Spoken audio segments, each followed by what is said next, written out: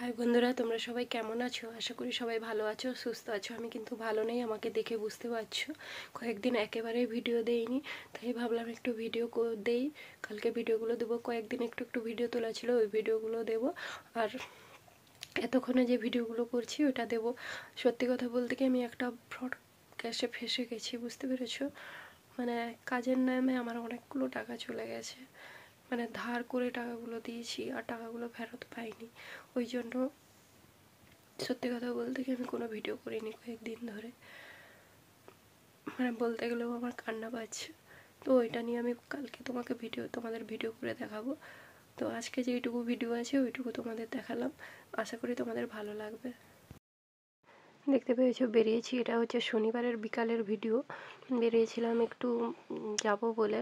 তো কোথায় যাচ্ছি দেখো, শাখা ব্যাংকে গেছিলাম টাকা তুলতে, কারণ ওই যে বলেছিলাম না ফ্রড কেসে ওই টাকা কেটে নেবে বলে ভয়ে টাকাটা তুলতে যাচ্ছি। তো এই দেখো পৌঁছে গেছি।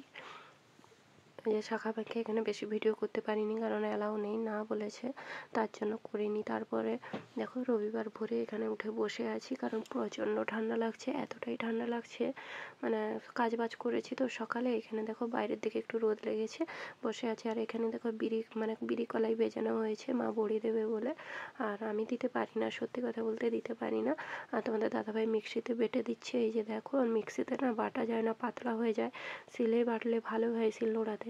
কিন্তু মা তো বুঝতে পারে না, আর আমি সত্যি কথা এগুলো সম্পর্কে কিছু জানি না। আর মন টন খারাপ বলে, মানে যখন ভয়েসটা করছি বুঝতেই পারছো ভয়েসটা খুবই খারাপ। মন টন একটুও ভালো নেই। প্রায় 10,000 টাকা আমার চলে গেছে, বাড়ির কিন্তু কেউ জানে না। তার জন্য নিজেকে তবুও সামলে রাখতে পেরেছি, নাহলে যদি জানতো সবাই খুব খারাপ হতো, তাই না বন্ধুরা? আর এদিকে মিক্সিতে এই দেখো হয়ে গেছে, মানে বিড়িগুলোকে মিক্সিতে বাটা হয়ে গেছে। এবারে আমি এখানে ময়দা মাখিয়ে নিচ্ছি রোল করব বলে। কিছুতেই মন বসছে না কোনো ভিডিও করতে, জানি না কেন এরকম হয়েছে। গরিব মানুষ তো, এই টাকাটা মানে লোকের কাছে ধার করেছি, আবার কোথা থেকে মেটাবো, এই টেনশনে আমার দিন চলে যাচ্ছে। ওই জন্য কোনো ভিডিও করতে পারছি না। এই জন্য দেখো এই যে মা এখানে বড়ি দিচ্ছে, কীভাবে দেখাচ্ছি তোমাদেরকে। আর নিজের ফেসটা সেভাবে আনিনি, কারণ খুব খারাপ। তোমাদেরকে আমি প্রথম থেকে সবটাই বলবো, অন্য একটা ভিডিওতে সবটা জানাবো কীভাবে কী হলো।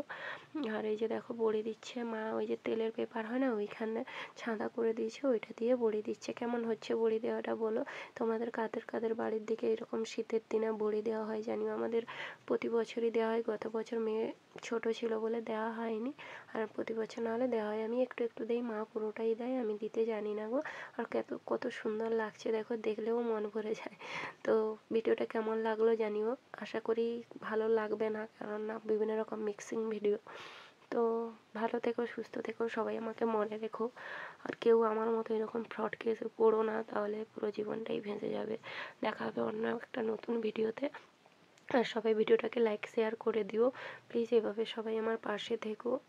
অনেক দিন ভিডিও দেইনি, তোমরা হয়তো ভাববে ইউটিউব ছেড়ে পালিয়ে গেলাম। না গো, আমি পালাইনি, মানে মন শরীর কোনোটাই ভালো নয় বলে ভিডিও করছি না।